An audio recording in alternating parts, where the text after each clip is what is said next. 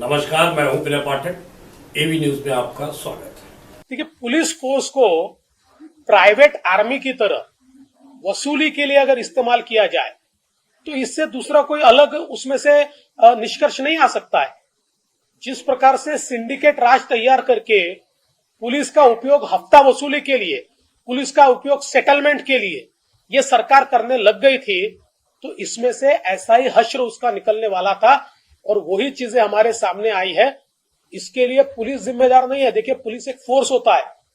इस फोर्स को चलाने वाली सरकार उसका इस्तेमाल किस प्रकार से करती है, इस पर वो फोर्स काम करता है, क्योंकि उसके पास बहुत अधिकार होता है, पावर होता है।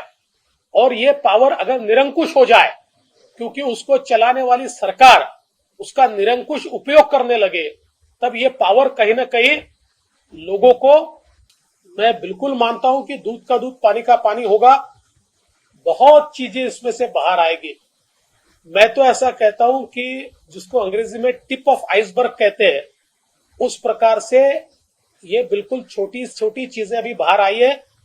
जैसे ही इन्वेस्टिगेशन आगे बढ़ेगा, कई चेहरों के ऊपर से पर्दे हटेंगे और एक प्रकार से क्लींजिंग, एक प्रकार से सफाई ये इस इन्वेस्टिगेशन के माध्यम से हो।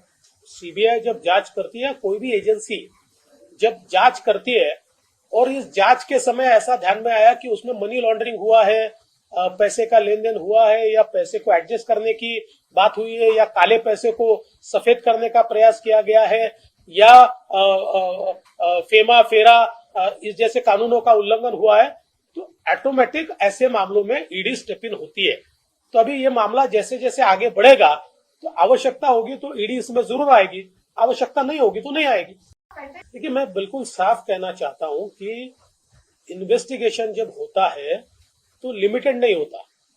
किसी ने एक व्यक्ति का नाम कहा तो वहां इन्वेस्टिगेशन रुकता नहीं है, क्योंकि इन्वेस्टिगेशन में पूरा सर्किट ढूंढ के निकालना पड़ता है, इवेंट्स ढूंढ के निकालने पड़ते हैं, उसको कोलैबोरेट करना पड़ता है, उसकी एक चेन ऑफ इवेंट्स तैयार करनी पड़ती है, और फिर इसमें जो जो लोगों ने सहभागिता ली है, ऐसे सब लोग उसके अंदर लपेटे में आते हैं। तो मुझे ये लगता है और मेरा अपना विश्वास भी है कि श्री अनिल देशमुख जी तक ये सीमित नहीं रहेगा। कई चेहरों के ऊपर से पर्दे हटेंगे इस इन्वेस्टिगेशन। देखिए, शिवसेना तो इससे पल्ला इसलिए भी नहीं झाड़ सकती क्योंकि सारी अपॉइंटमेंट्स ये मुख्यमंत्री जी के आदेश से होती है, या फिर जो एक बोर्ड होता है, वो बोर्ड जिस प्रकार का निर्णय लेता है, उस निर्णय का रेटिफिकेशन गृह मंत्री और मुख्यमंत्री करते हैं। और विशेष रूप से आईपीएस कहां पर देना, किसको देना, इसका पूरा अधिकार ये मुख्यमंत्री का होता है। तो मुझे लगता है कि इसमें से पल्ला झाड़ना ये उनके लिए असंभव है। और निश्चित रूप से राष्ट्रवादी का भी वो कहना है कि केवल हम नहीं है, इसमें एनसीपी भी है और कांग्रेस भी अपनी जमीन उसमें तलाश रही है। कांग्रेस का ये कहना नहीं है कि ये गलत क्यों हो रहा है। कांग्रेस को लगता है भाई इतना सब हो रहा है, उसमें हम कहाँ हैं, तो बहती गंगा में उनको भी हाथ दो। खबरों का सफर करते हैं समाप्त। विनय पाठक को दीजिए इजाजत। हम फिर मिलते हैं नई खबर, नए सफर के साथ। चलते चलते गुजारिश, विनती, अनुरोध, यदि आपके आसपास कोई समस्या है या कोई घटना घटित हुई है और आप उसे हम तक पहुंचाना चाहते हैं, तो हमारी स्क्रीन पर दिखाए जा रहे नंबर पर सीधे संपर्क कर सकते हैं। साथ ही आपसे विनती, हमारे चैनल को लाइक, शेयर, सब्सक्राइब करना ना भूलिए। नमस्कार।